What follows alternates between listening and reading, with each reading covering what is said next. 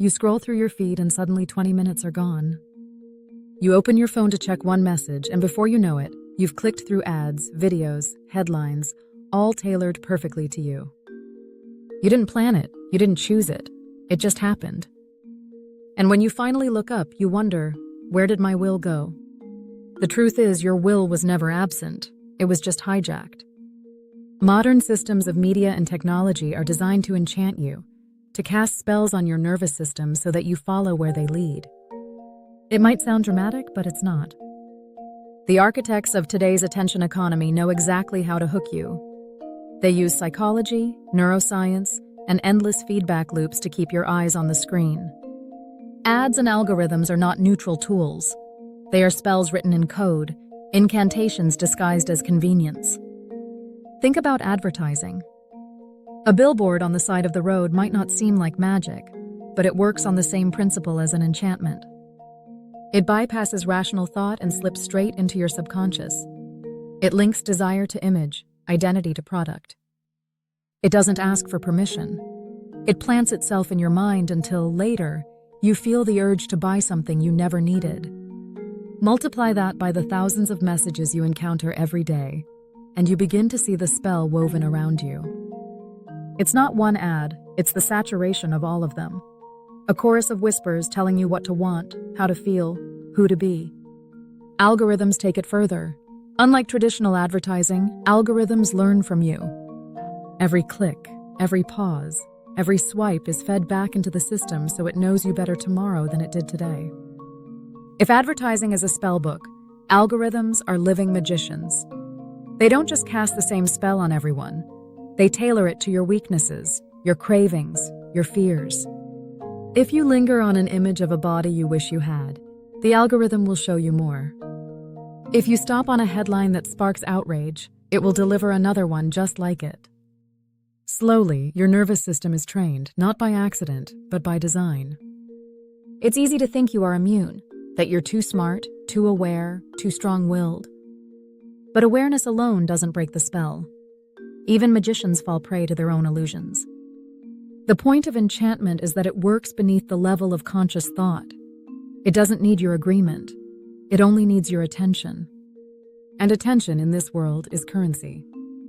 Every second you spend under the spell is profit for someone else. That's why this is not just about individual distraction. It's about collective direction. Entire societies can be guided by these enchantments.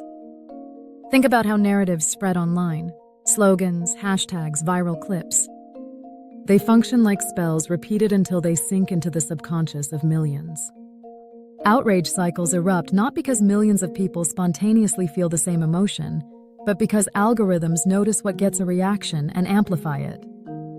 You feel swept up in a wave of public anger or joy or fear, but often, it's the product of invisible curation. You're not just reacting to reality. You're reacting to what the system has chosen to show you. This is why the metaphor of spellcasting is more than poetic. A spell is a set of words, symbols, and gestures designed to shape perception and behavior. Ads use images and slogans. Algorithms use data and feedback loops. Both reshape your mind, and both can leave you feeling as though you are no longer the author of your own life. But here's the empowering truth. No spell is unbreakable. Enchantment works because you don't recognize it as such. The moment you see the mechanism, the glamour fades. The ad becomes an ad, not a promise of happiness. The feed becomes a stream of code, not a reflection of your worth. The spell weakens when you name it for what it is. So how do you break the spell? You don't have to run away from technology or swear off modern life. You need only to reclaim your sovereignty in small, powerful ways.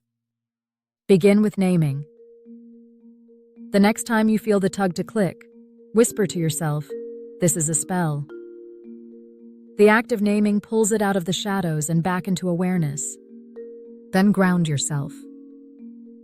Instead of following the impulse immediately, pause. Breathe.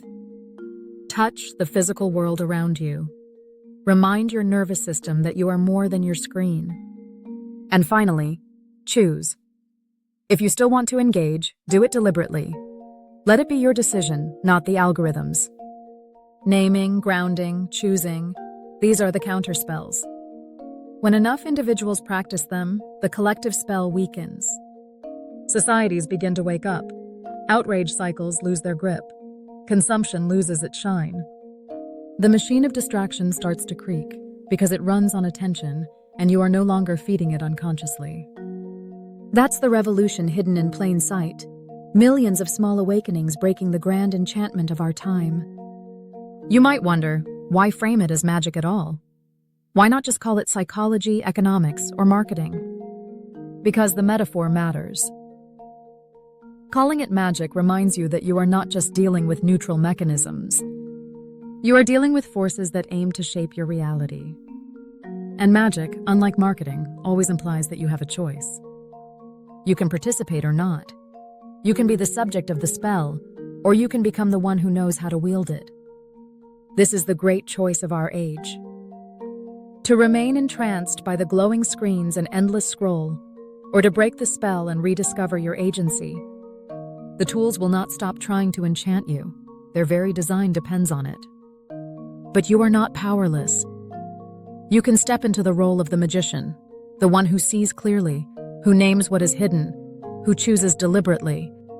So next time you find yourself lost in a feed, stop and ask, whose spell am I under? And then remember that you have the power to snap your fingers, step out of it, and cast your own. Because the world does not need more enchanted sleepers. It needs awakened authors of their own attention.